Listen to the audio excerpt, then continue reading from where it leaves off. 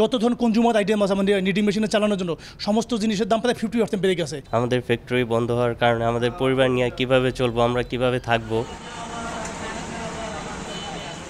পূর্ব ঘোষণা অনুযায়ী সোমবার সকাল 8টা থেকে কর্মবিরতি শুরু করে ফতুল্লা, বিসিক, শিল্পনগরী সহ নারায়ণগঞ্জে অবস্থিত 4.5 শতাধিক নিটিং ডাইং কারখানার শ্রমিক মালিকরা। ডলারের মূল্য বৃদ্ধি পাওয়ার কারণে আমাদের আমদানিকৃত নিডেল, সিঙ্গার, নিটিং অয়েল এবং যত ধরনের কনজিউমার আইটেম আছে আমাদের নিটিং মেশিনে চালানোর জন্য সমস্ত জিনিসের দাম প্রায় 50% বেড়ে গেছে। আমরা এখন অনিশ্চিতের মধ্যে আছি। আমাদের ফ্যাক্টরি বন্ধ হওয়ার কারণে আমাদের পরিবার নিয়ে কিভাবে চলবো, আমরা কিভাবে থাকবো। আন্দোলনকারীদের দাবি, ডলারের মূল্য বৃদ্ধির কারণে আমদানি নির্ভর কাঁচামালের দাম, কারখানার ভাড়া, শ্রমিকদের মজুরি, পরিবহন খরচ বৃদ্ধির সঙ্গে যোগ হয়েছে দফায় দফায় বাড়ানো বিদ্যুৎ বিলের চাপ।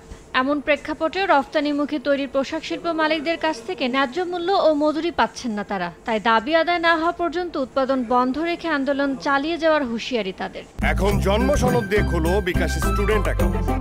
নিজের বিকাশ নিজে কর। দফায় দফায় বিদ্যুতের বিল, ডলারের মূল্য বৃদ্ধিতে প্রত্যেকটা মালিক আজ কোণঠাসার মধ্যে পড়েছে।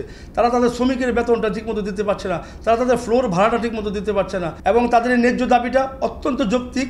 আন্দোলনকারীদের দাবিকে যৌক্তিক মানছেন রফতানিমুখী নিট পোশাক শিল্প মালিকরা। তবে আলোচনায় বসে সমস্যা সমাধানের তাগিদ বিকেএমইর। কর্মবিরতি দেওয়ার মতো কোনো ঘটনা ঘটেনি। যে ব্যাপারটা যদি এরকম হতো যে আমরা তাদের এই দাবিকে কোনোভাবেই মানছি না, তাহলে এটা কর্মবিরতির বিষয় ছিল। বিষয়টা তো এরকম না, কারণ তাদের দাবিটা যৌক্তিক, আমরাও এটা ফিল করছি এবং আমরাও বলছি যে হ্যাঁ এটা বাড়ানো উচিত। সেটা হয়তো আলোচনা করে একটা জায়গায় আমরা আসতে পারি। বাংলাদেশ নিটিং ওনার্স অ্যাসোসিয়েশনের দাবি, প্রতিযোগিতার বাজারে ঊর্ধ্বমুখী ব্যয় মেটাতে না পেরে এরই মধ্যে বন্ধ হয়ে গেছে 30% নিটিং ডাইং কারখানা। ইয়ানুর শিফাত, সময় সংবাদ।